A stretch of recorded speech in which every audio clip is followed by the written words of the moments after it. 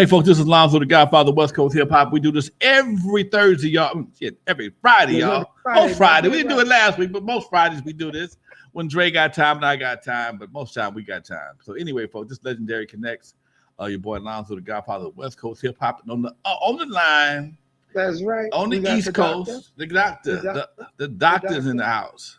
That's right, Dr. Dre right here, on the East, over to the West, keeping it fly, keeping it best. What more can I say? Legendary Connect. Plug it in, y'all, and give us respect.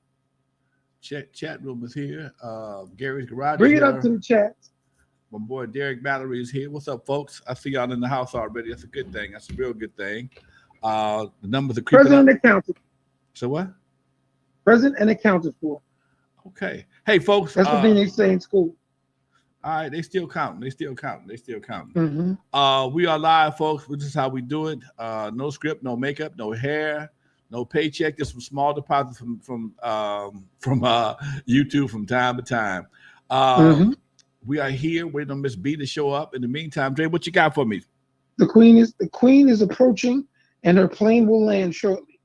I didn't see it, but I heard something extremely funny the other day. What's that? That a plane landed in LaGuardia and did popped a wheelie. Like what? Popped a wheelie.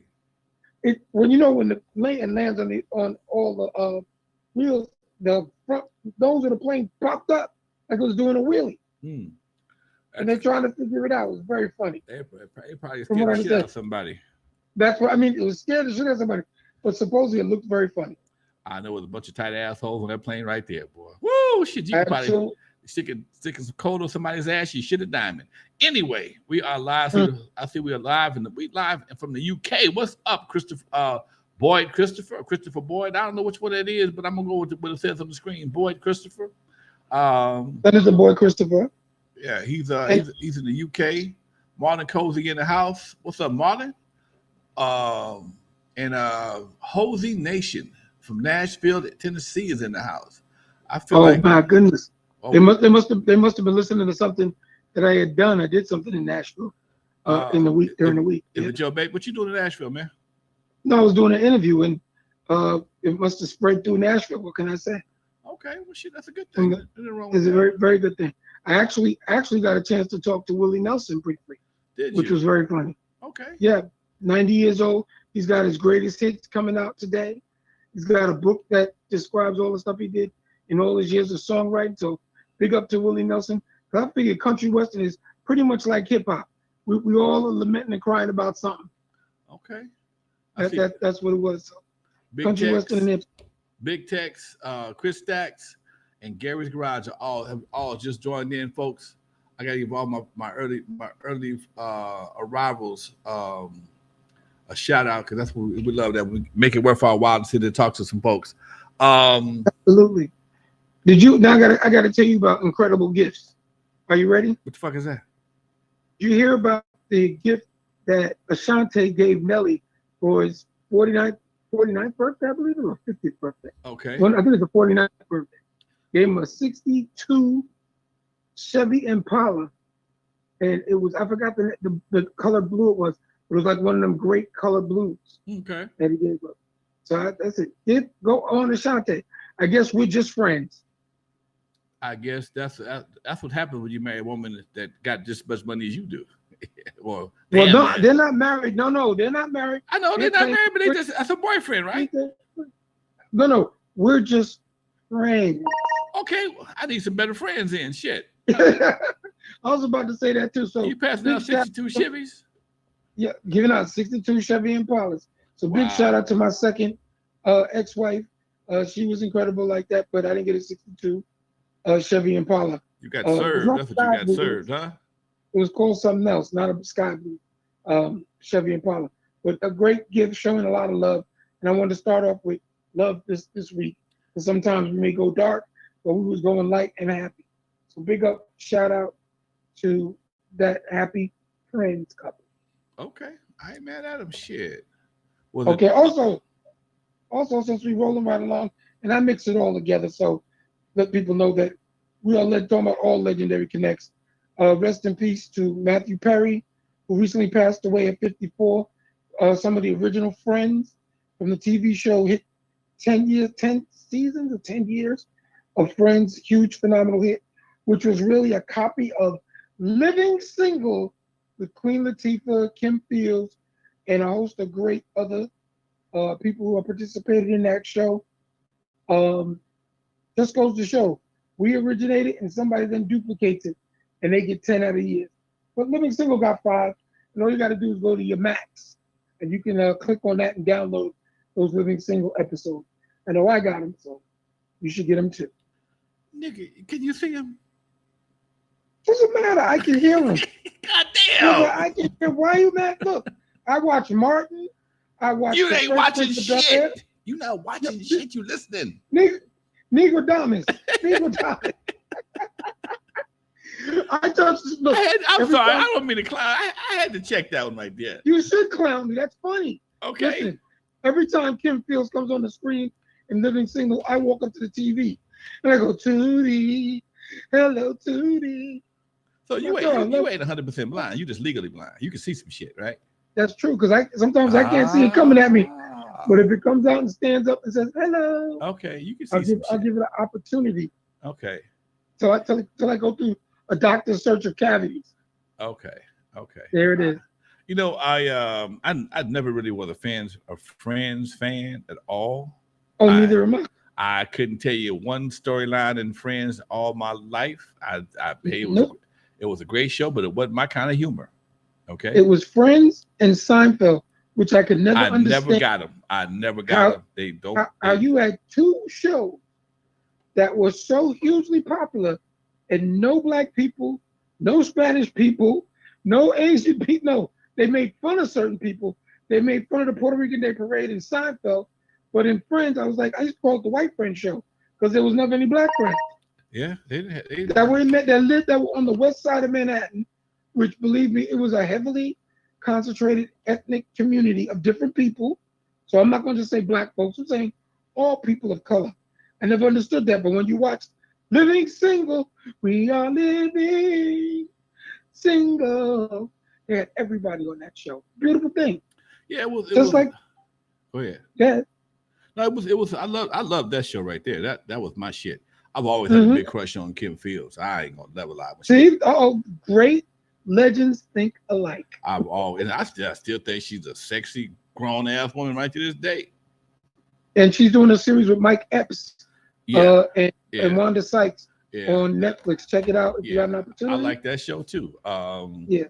She's always been a cutie pie. Okay. I always had a dark fantasy about her. I guess I can make it happen now. I can go up to say, Kim, I'm blind. I got a dark fantasy about you. What is it, Dre? I can't see, but I can still desire you. Hey, y'all. No, not good enough. No. Keep on trying, though. Keep on trying. I gave it a shot. I was gonna get nasty, but it's too early in the show to do that. And I didn't realize till later on that Big Les was the lady that was doing the dancing. Big Les, I had her on the show. I had her on my show about a year or so, a couple of years ago now. And, that's what she was. She was in Who's the Man too. That's my homegirl. Now talking about a crush, shit. Oh, you was down for Big Les? Shit, I saw Big Les in person. I'm like, what is really going on? Shit. Anyway, beautiful, yeah, woman of color, African American, make me want to have her baby. See, there goes that bullshit. What up, folks? I see y'all in the chat room. What's it? Ron Nitro, not 89. RON Nitro 89. Miss B just stepped in the dugout. Let me see what's happening with it. What's up, baby? Put your whole head in it. You only got part of your. There you go.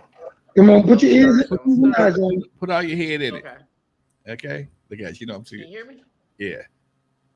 What happened to the cross in the background? You didn't change rooms on me? I did. Oh, you didn't change rooms? You can't be around that cross no more, huh? You didn't missed the cross? That cross that caught fire with your ass. Huh? Is that part of my image? It was. The first thing I noticed that it was not there. Okay. I see the room is kind of devoid of artwork as usual, but it's all right. I ain't mad at you. I ain't She mad. took the religious. She took I'm the the religious. artwork. Oh shit, I there might you have go. to leave out and come back in. I can't hardly hear y'all. Hey, Dre. We see you fine. Hey, Queen. We see you fine. But go ahead, come on back in. We'll be here waiting on you, babe. We're waiting on you. So All right, let's folks. keep skimming through the shows. So, did you have any crush on anybody or Martin? Man, you know what? I always thought Pam was sexy as fuck. Yes, Okay? I was about to say it. Gina didn't do much for me. Guess he ain't a little on the big side, but No, she was cool. I like. she cool. She cool. I like I, you know, depending on what time of night it is, you know, she ain't bad, but I just prefer Pam. That's all. yeah, Pam had the rear attraction. When Gina and AJ Johnson played in House Party, I thought AJ was the shit. Okay? Oh, AJ was all of that. Yeah, she is a fitness instructor now, and however old she is, she's still holding it together. But she's fitness. We got to get her on the show then. We got to reach out to her and have her work us out. Do something. Tell us stories about House Party 1 and what did she think about the remake of House Party? I was talking to Play from Kid and Play a couple weeks ago. We talked about the House Party 3, that bullshit they tried to pull off. You mean the remake? That would be 4. The 4. Okay, the 4. Yeah, thank you. Kid and Play made 3 of them. Okay, that 4 was that they should have brought back Kid and Play as some grown ass men with some kids or something, and you know that would have been a great. That would have been a better spinoff than just trying to bring in a bunch of new people. Come on, man, name us something else. Don't do that. Don't do that. Don't be trying to get you because you got my attention because you said House Party. But when I looked at it, I saw DC Young Fly and a bunch of other folks. It was not bad, but it just wasn't. It wasn't a good movie. It was like everybody was freestyling. It seemed like everybody was trying to freestyle. Okay. Yeah, that was House Party wasn't really about that. It had a good premise. It had the late great Robin Harrison. It had so many great. John Witherspoon was in it for a minute. Kid and Play. Martin Lawrence had was great in it. AJ and Gina. I mean, I don't know why I'm calling it Gina. I just can't. Yeah, I can't think of her name. Not Martin's wife, but anyway, they had a great cast. Especially they had what's the name of that group? Smooth. Groove Beach Hill. Groove Beach Hill. Who was that? Yeah, Groove. You don't know Groove? I know. He got hurt. And he's in a wheelchair now. Oh, Michael Chill Mitchell. Oh, Chill. Yeah. Yeah, Michael Chill Mitchell. Yeah. Yeah. They was all in that. It was a great movie. Yeah. It was a great movie. Good.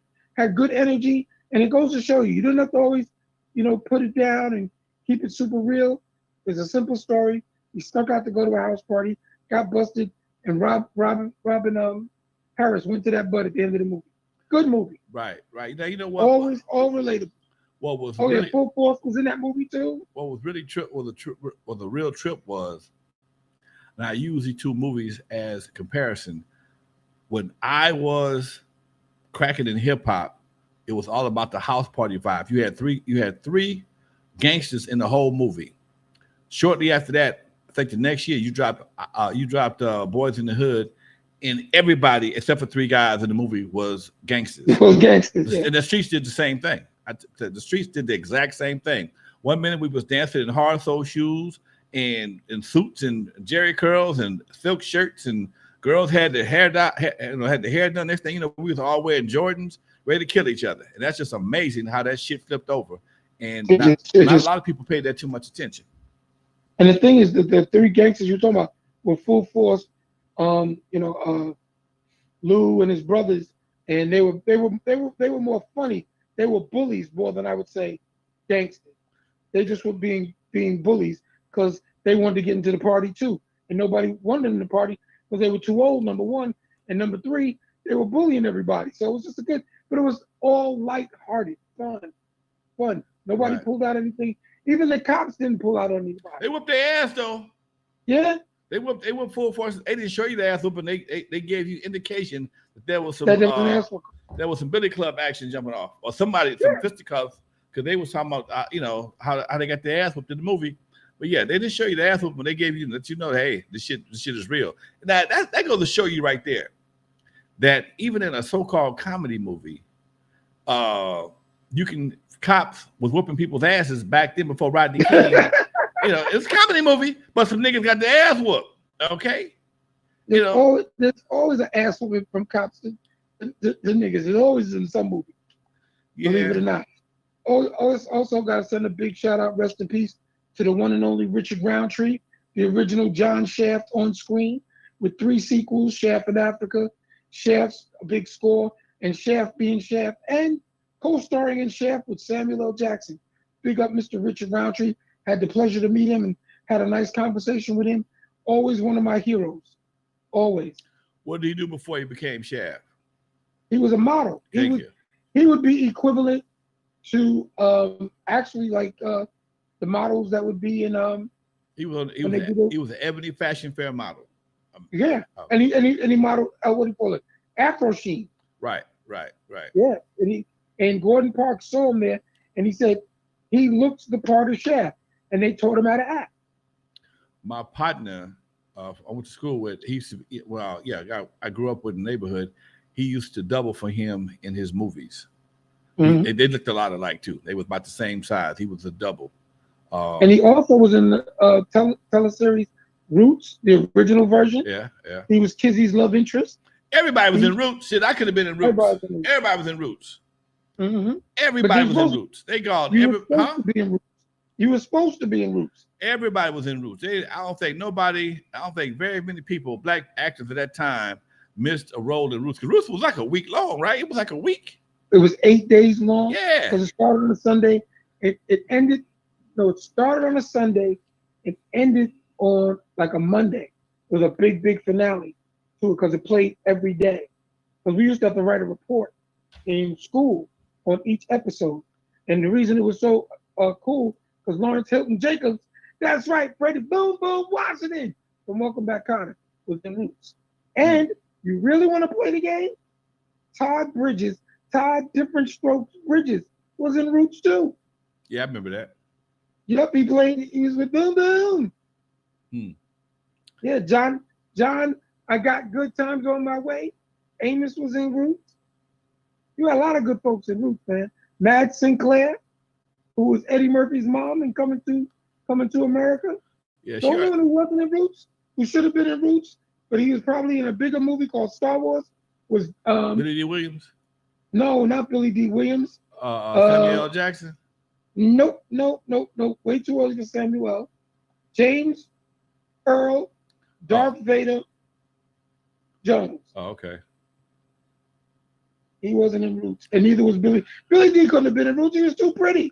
Oh, they had pretty cats back then. Pretty. Yeah, they played. He was too busy making us cry in Brian's song. Kelly Jo Minter from House Party. Who was that? Kelly Jo Minter. Who was that? Dusty mentioned her as one of the sexy ladies from House Party. Kelly Jo Minter. I gotta put it. I'm trying to figure out which one was that. Who was she? Let me see. I know they had AJ. She had to be. What is Gina's real name? I forget. My gosh. That's so bad. We're calling her Gina, and that's not her name. Damn it. We both know her name, but we just can't. But it's just not connecting. Let me see. Bernadette gonna tell you. What? Tisha Campbell. Thank you. Tisha Campbell. Tisha Campbell. Yeah. The great Tisha Campbell, who starred with Pam. What's Pam's name? Tanisha Arnold. Tanisha Arnold. Yeah. In Little Shop of Horrors. Right. They've been partners ever since. They was in the movie together. Yeah. And she can sing. Both of them sing their ass off. Oh yeah. Oh yes, they can. Both of them sing their ass. I'm surprised she didn't have a record career. Mm-hmm. Well, back then they weren't. We weren't doing that back then, like we do it today.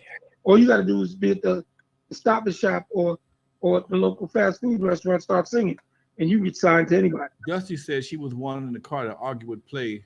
Oh yeah. When they were bringing the equipment in. Yeah. And you had to get her out of the car. You know what? This is no bullshit. When I saw that scene, the DJ had all that equipment in their car. I think he had a Vega or he had a Pinto or a Gremlin or some shit. I swear, they got that for me. Because I remember I had a Vega. I had a little old Vega. It was a car with a hatchback for sure. It had a hatchback. A Vega was like a mini Camaro.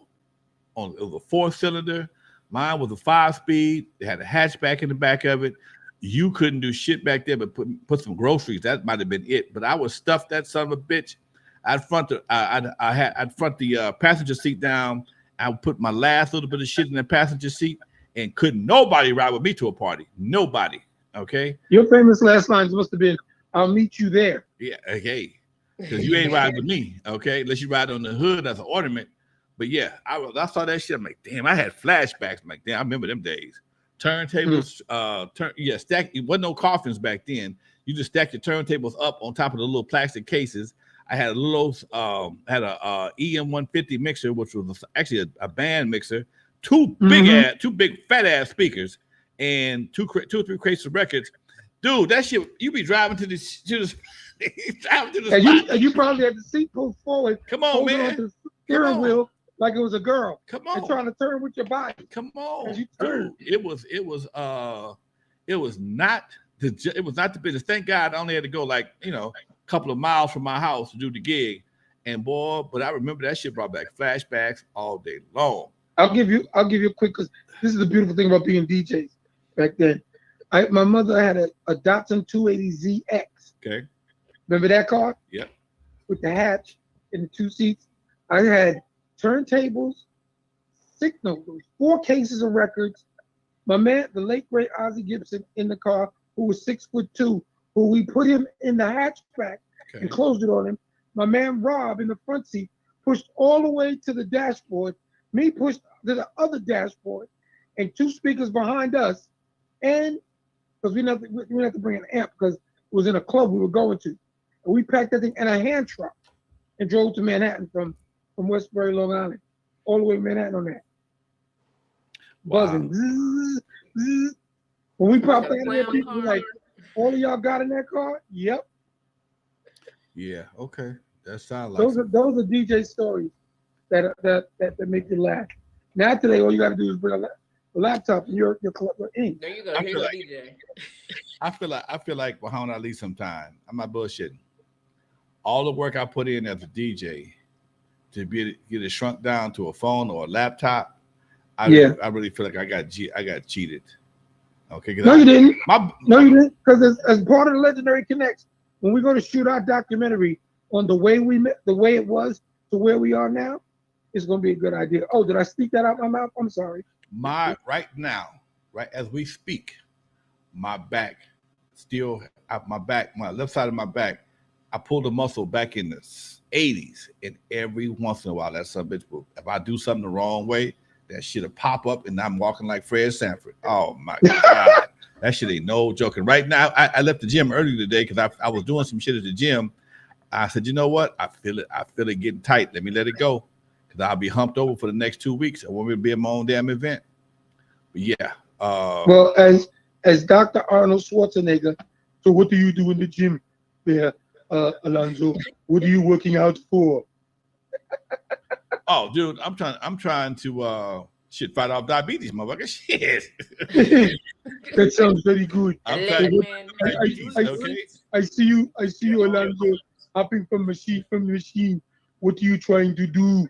I'm being funny trying to be Arnold, but I heard him on the internet say that. I went to the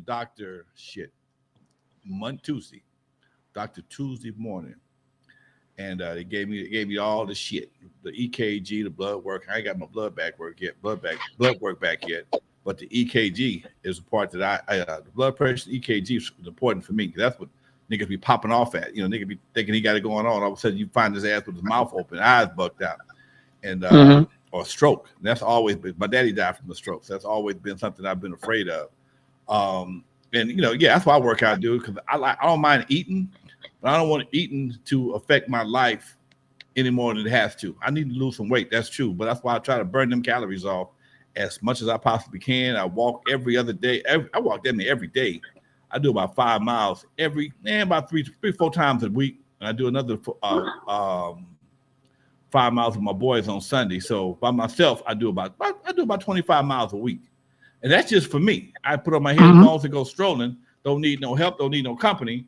because at 66 years old, I'm trying to get to 100. I got about 40-something years to go. So I don't want to be no, hey. Well, do you want to do something together this year?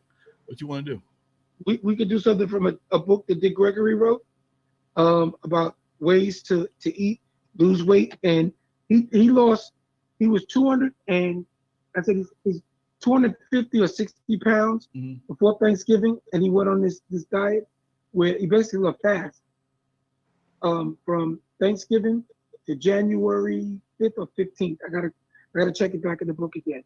And he dropped, and he was under 97 pounds. See, that's when he got there. That ain't gonna work for me. I want to lose I'd like to lose about 25, 30 pounds. No, I'm going to say no, excuse me. I'm doing this now so I can eliminate all the poisons as much as I can out of my body.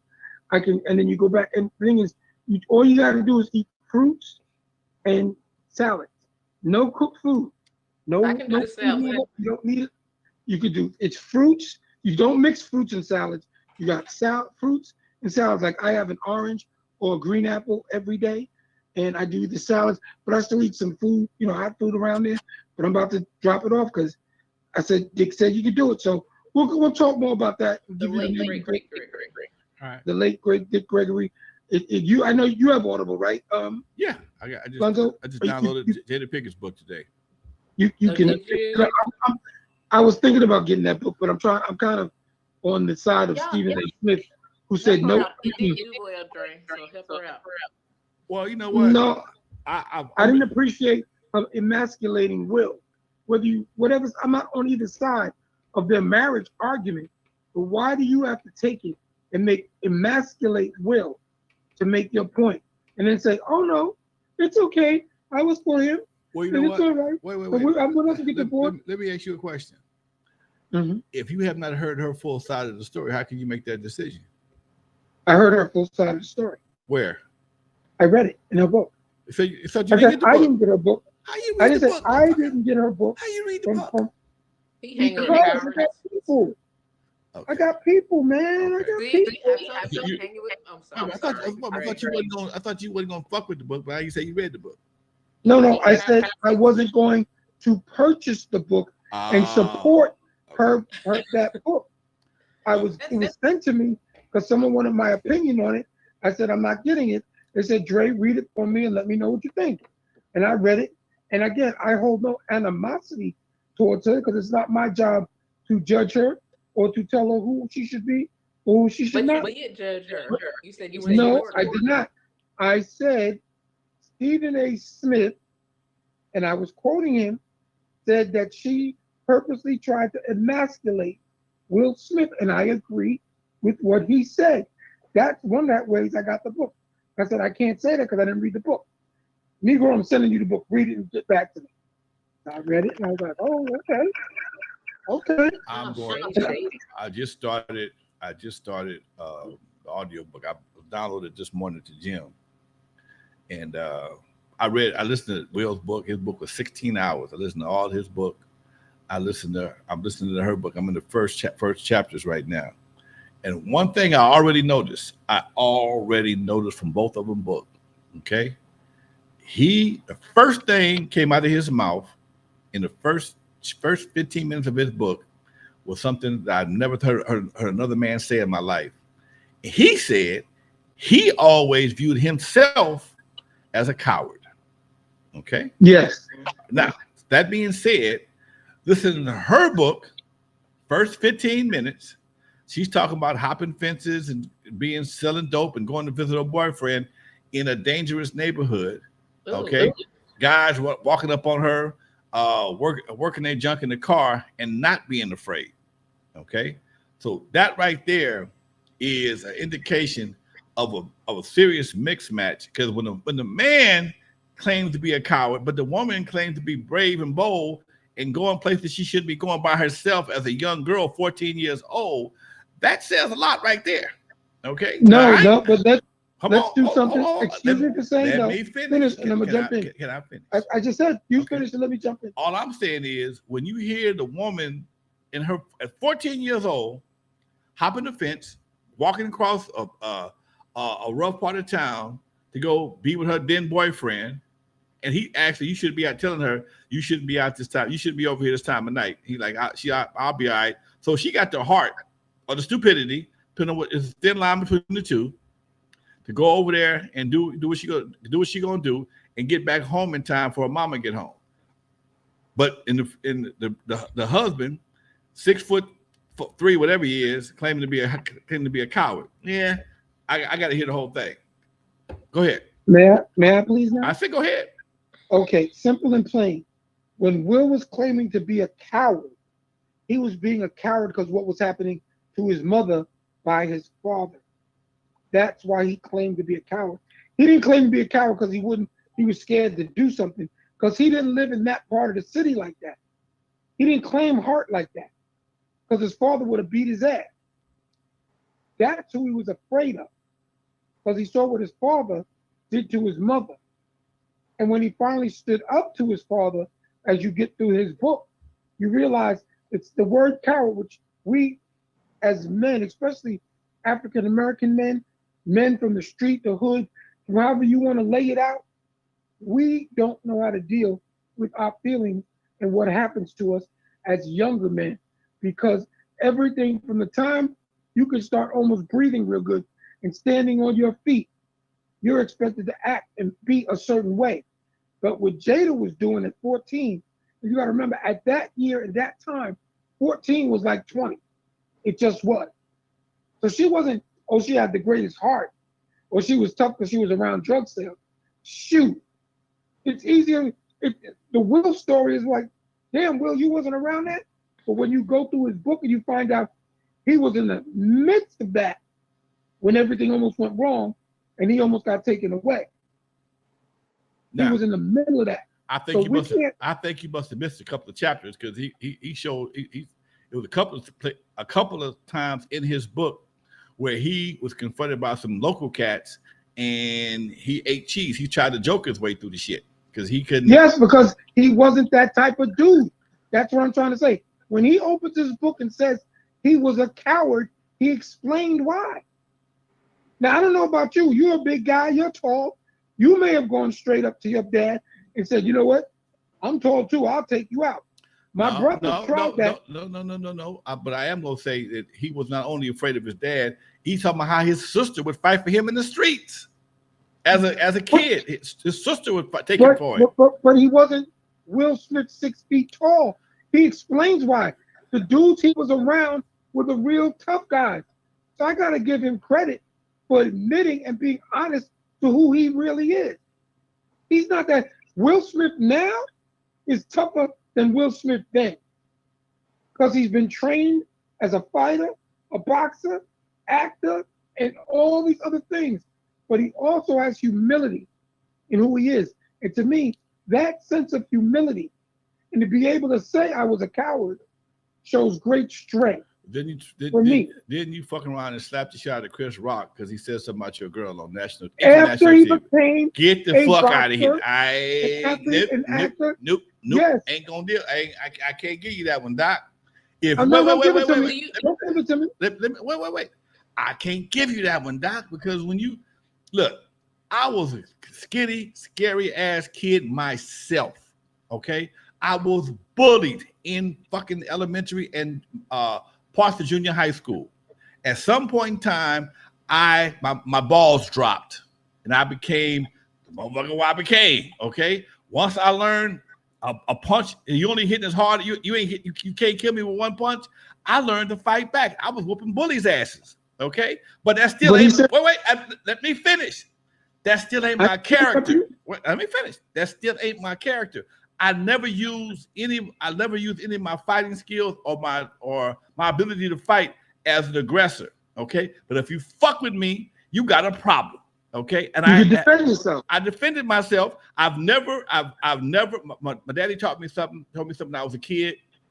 After I got beat up by a girl, I'll tell you just 100% true. Yeah, I got beat up by a girl. I was playing football at my Catholic school, and the bitch took my ball. And when I finally got the ball back, I beamed her in the back with the football. She wouldn't got her brother.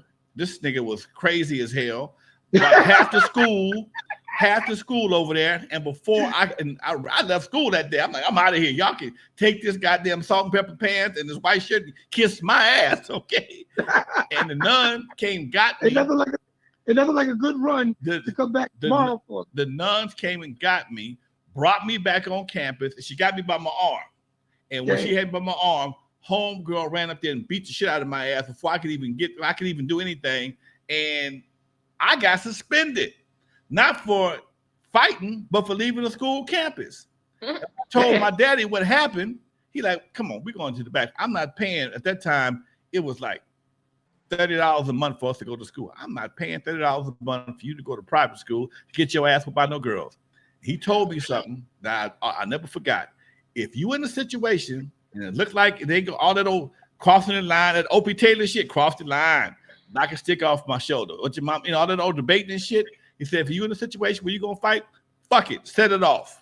Okay, set it off. All right, set it off, and throat, eyes, knees, and nuts. Throat, eyes, knees, and nuts. Okay, when you hear somebody, she ain't got no nuts. Huh? Wait. He doesn't have no nuts. The bitch got knees in the throat though. Everybody got knees, eyes, and throat. Okay, when you weaken them 3 points, you got action whooping somebody's ass. If they can't breathe, they can't see you, they can't go in the fight. And then I learned how to. I became a catcher in my little league team. So now, when you're a catcher, you have to learn how to keep your eyes open as things swing in front of your face.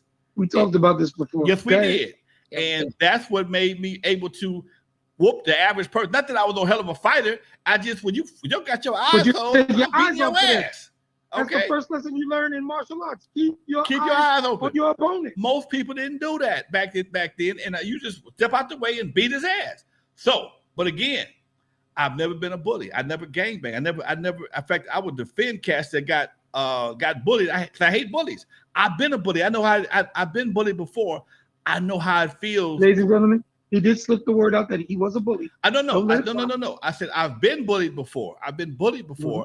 I know how it feels. It's humiliating for somebody to come fuck with you. Ain't did nothing to them. It's humiliating. Well, let me give you 2 quick ones. Let me give you 2 quick stories. One is in 5th grade when I was in class, and there were these 4 girls in class. One girl, 5th grade, was 6'2", and she was my dentist's daughter. 6'2". So it was in 5th grade. I may have been 5 feet, 5'1", because you're 5th grade. The other girl in class, her 2 buddies were about my height, but they were wide. They were over 100-something pounds. So the 4th girl was over 250 pounds, 5'9", with giant mammaries. And I do mean giant mammaries. They whooped my ass because the big girl liked me and I didn't like her.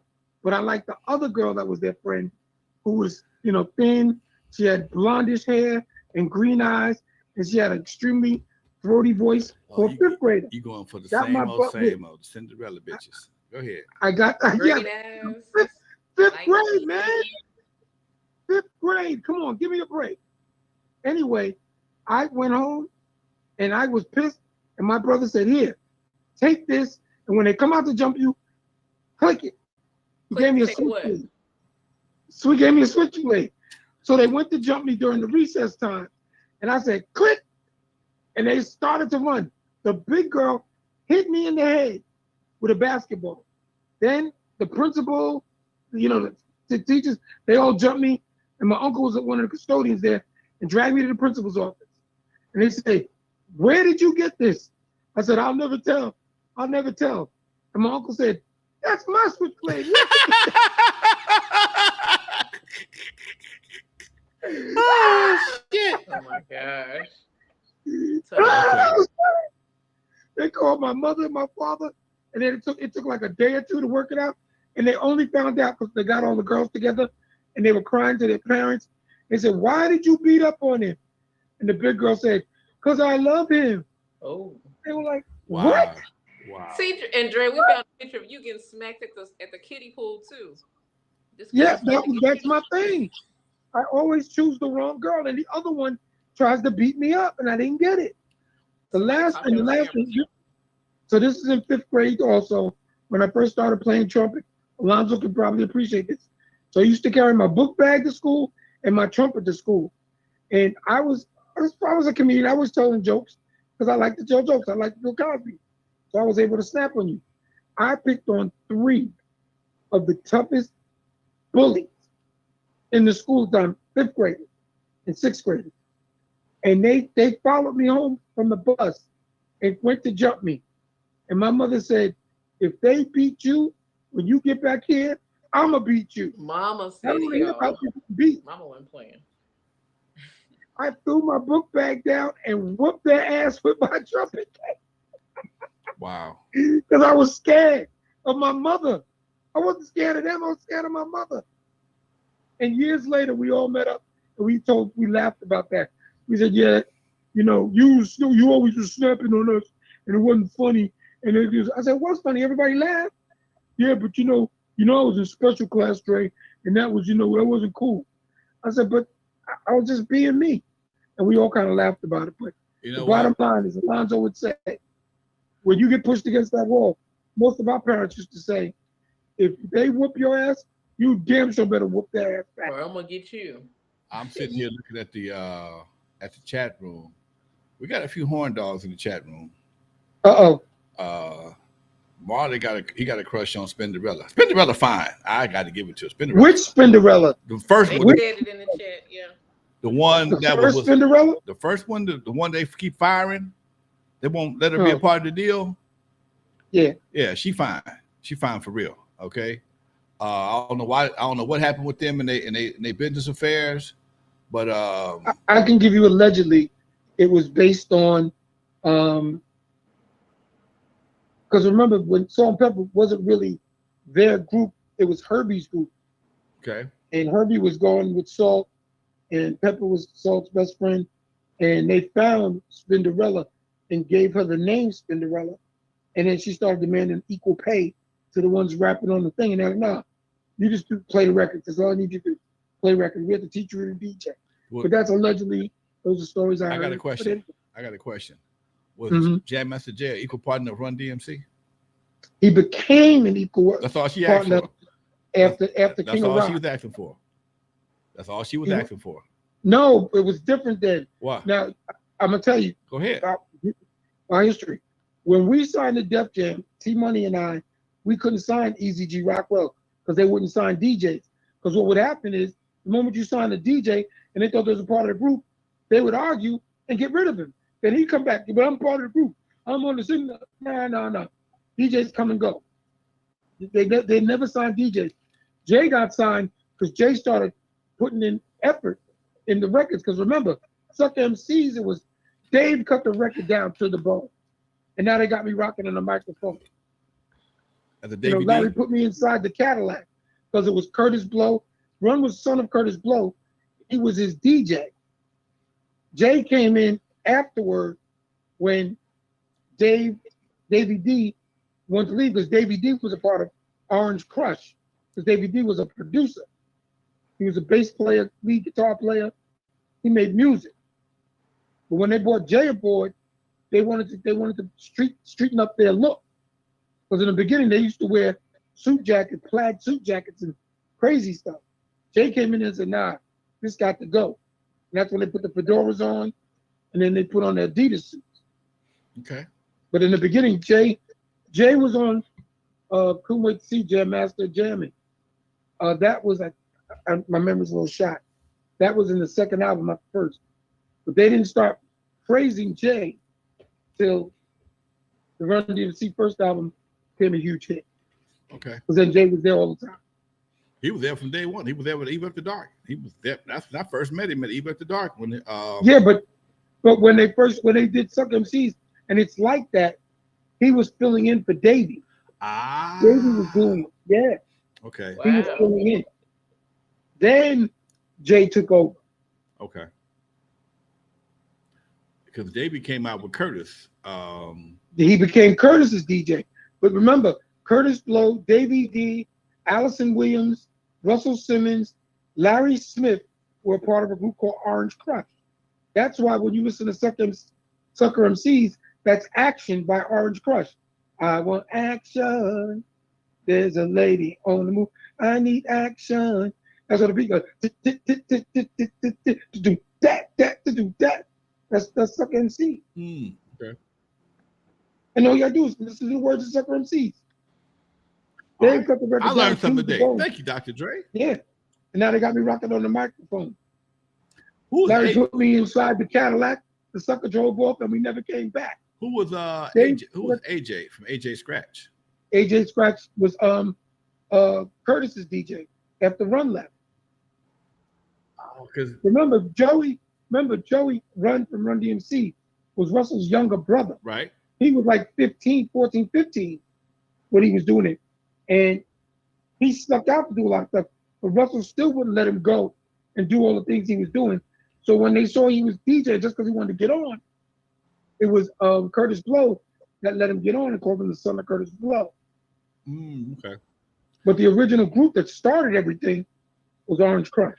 And Fat Boys was Curtis Blow's group.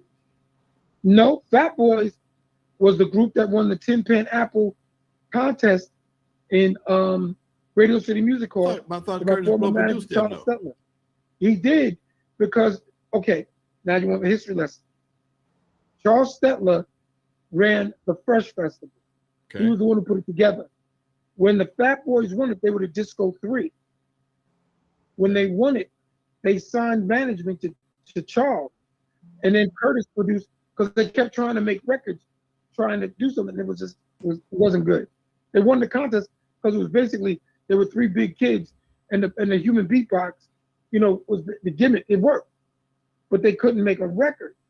So that's when they got Curtis, and Curtis already had the music for Fat Boys, and then they just put the hook on and called it Fat Boys.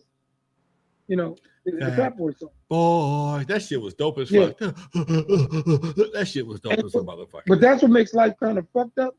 Because why are they not in the Rock and Roll Hall of Fame? And they were freaking huge. Not just in size and demeanor, but we got to send congratulations out to Missy Misdemeanor Elliott, who in about 40 minutes will be joining in the Rock and Roll Hall of Fame. That's all good. And congratulations. Let's go back to the Fat Boys for a minute. Okay. Go ahead. Fat Boys were a fun group. Parents like Fat Boys. I came very close to being their DJ. I can see that. A lot of people did. Very funny. Very funny. I DJed for them at a gig out in Long Beach.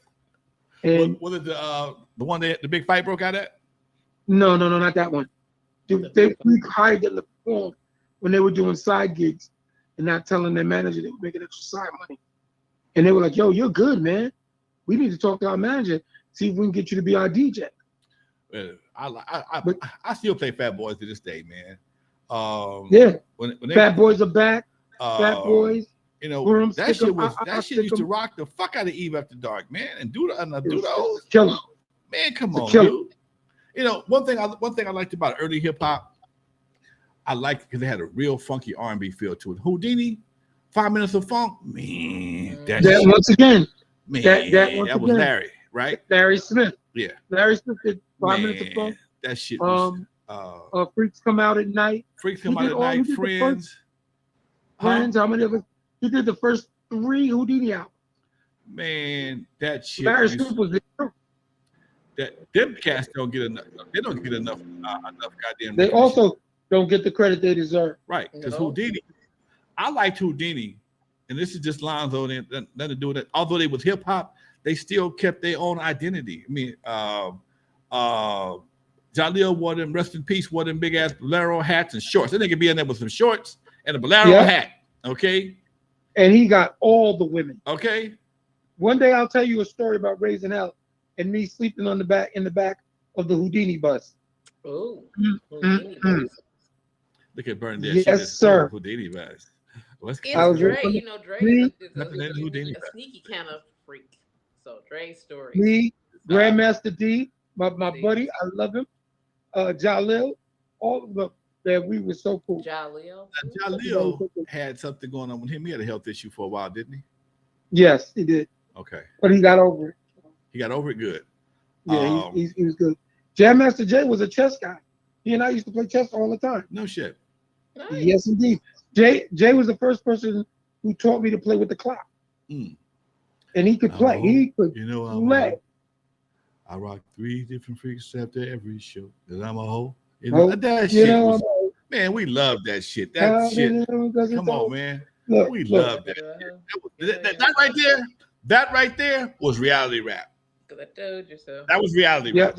I'm a hoe. One love. I'm a hoe. One love. You're lucky just to have just one love. One love. One love. LL. I'm still a big LL. I like LL because LA's pretty much stay scandal free. He's been one of No, he didn't. He had a few, well, but but LL was a teenager when his scandals happened. Okay. He was and I know he may not like me for telling these little stories.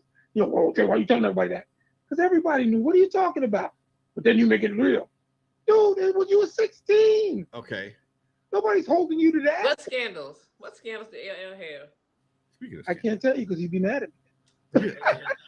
He watch his podcast. Okay, tell me about Prince Marky D's baby. Who had a baby by Prince Marky D? I saw it in the chat. That's a good question, and I'm not gonna speak about my late friend like that. I don't remember exactly the woman's name. So I remember when LL came to do those, he was 17 years old. Yeah, he was a teenager. He was 17 years old. He came to do those, and when he did come going back to Cali. I don't remember, but all I know is he did. You don't remember going back to Cali? I remember the song. I remember doing the doodles. That's what I'm saying. Oh, okay. I think all he had was just my radio, and I think he had on the blue suit, and he was in red territory. It didn't go well for him that night. Ooh. Didn't go well. Little scandal going on. He's a teenager then, right? Yeah. He learned. He tried to come back all tough and hard later on in his career, right? But he's always been a big dude. I mean, I was like 6'3", 6'2", 6'3". He can be anybody's linebacker. That ain't no bullshit. He was always, even when he was 16, when we first met him, he was like over 6 feet tall. Yeah, he's a big But he dude. had a presence. He had a presence and a confidence with him that brought you there. But it's when in the beginning when this was like you were saying, Joe, and I'm just going back to the Fat Boys. The Fat Boys were bigger than any rap group on MTV at one time. Everybody loved them. They did a collabo with the Beach Boys. Yeah, they did White Pop, right. And that was like a huge song on MTV. And people don't remember that the message, Grandmaster Flash and the Furious 5 was on MTV too. Huge song. So I got a question.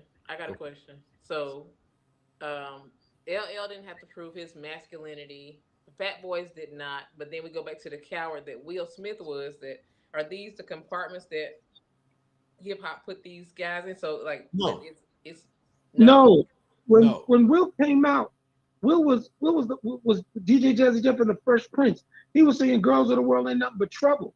He was never a tough guy. He was always a cool guy.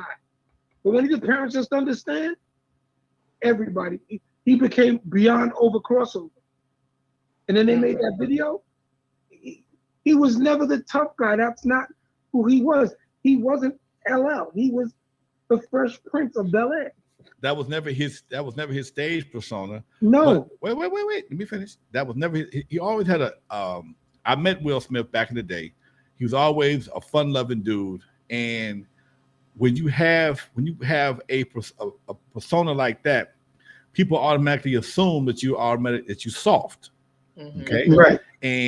But when you and if you test it and you come back soft, then you're gonna be labeled soft. Right. But if you test it and come back, like Hammer. Hammer had a real nice appeal. Hammer got tested, he came back hard as a brick.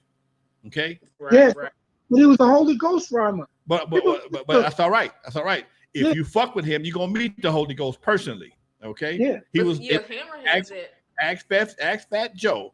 They was trying to punk Hammer because he dancing in them big ass pants and shit, them parachute pants, but they ran up on him and he ran them up out the room. Okay. So that's what I'm saying.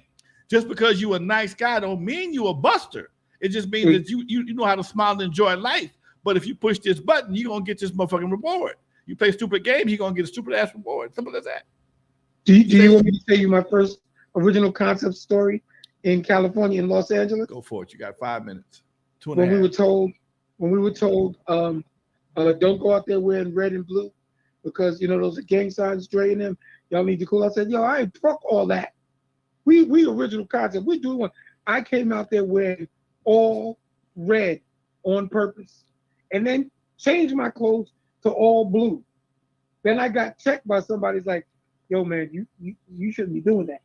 I said, why? I'm gonna wear what I want. I'm from New York. They said, yeah, but you're not in New York right now.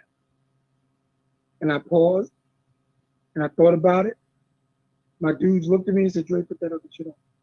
Take that shit off. Take it off. It's not worth it. And I said, okay. And then we got the reaction when we did Knowledge Me saying, yo, cuz, yo, cuz.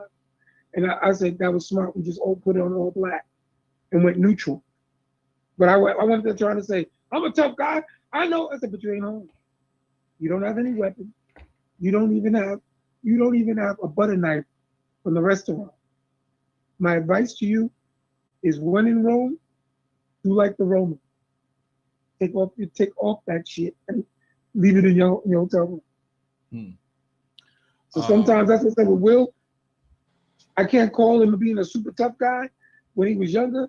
I just knew he was a nice, personable gentleman when I met him. Yeah, he was. He was always a cool dude. Again, that always cool. That don't make you no punk. That just makes you a cool dude. And if exactly somebody step out of line, it's your responsibility to adjust that attitude. Another cutie pie. It just hit the chat room. I looked over while you was talking. Hillary from Fresh Prince. Fresh Prince. Oh yeah, she was beautiful. Dude, she was beautiful. Come on, man. I got a library card fucking with her one day. She's up here at the library on El Segundo. I wouldn't got me a library card. Shit. But I'm mad. I'm mad at one thing because while Neil Long and that crew and Jada and them all got them big movies, she should have had a lot of movies under her belt. She had that one movie with Tim from Saturday Night Live, and he did the what do you call it, man? Yeah, she's also with that movie. She was also with that movie with Damon Wayans. She played his love interest with Sergeant, whatever. What's it?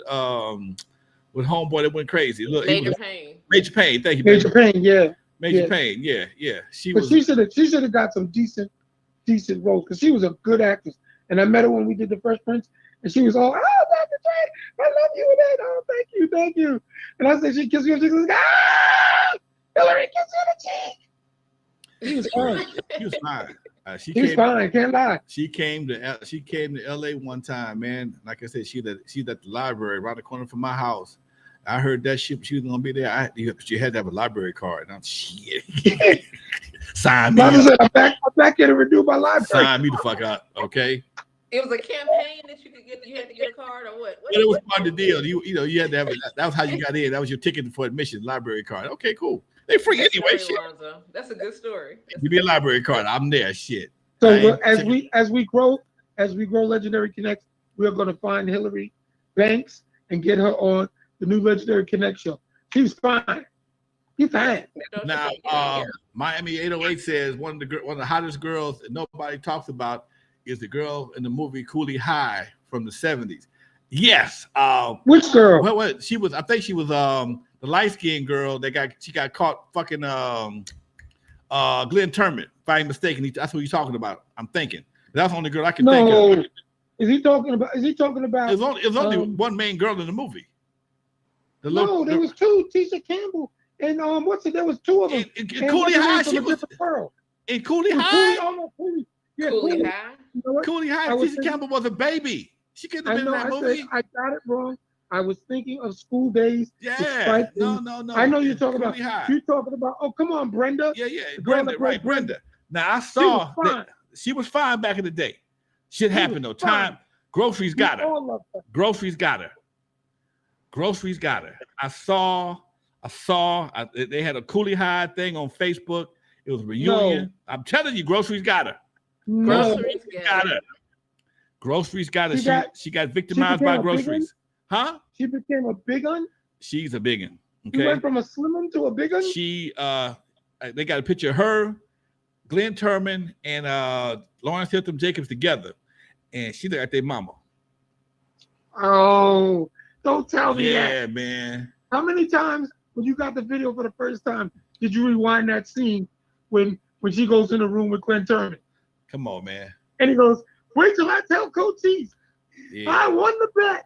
Hey. Time is up, folks. We had 1 hour, folks. Chat room, thank y'all for tapping in. Miss Thank B. You, Chad. Miss B, say goodbye. Bye. Bring that cross back next week, girl. Keep the devil off your butt. Dr. Dre, we are here, folks. Yes. It's Friday. Brenda, I'm going to happy hour. Brenda, we're coming for you. I'm going to happy hour. I'm going to hang out for a minute, folks. Wait a minute. Lonzo. What? We can hook Brenda up with AJ and get her to start working out. Too late. Groceries got her. No, we can do it. She's been victimized by Vons. We'll talk about it later.